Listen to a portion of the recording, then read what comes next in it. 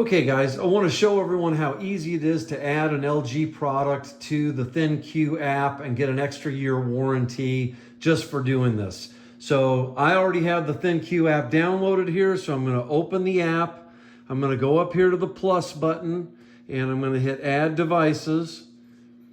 And now I'm going to scroll down. I'm adding a dishwasher here. So I'm going to select dishwasher and it is turned on right now.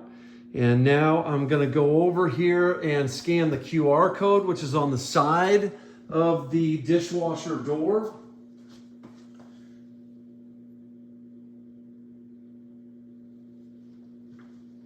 It's now searching for the device. This is what you'll see.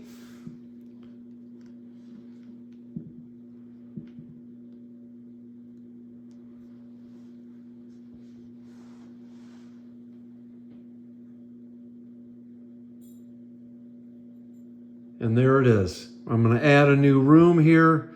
This is the kitchen.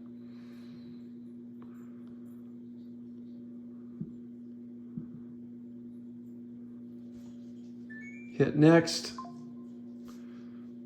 And there it is. It is connected.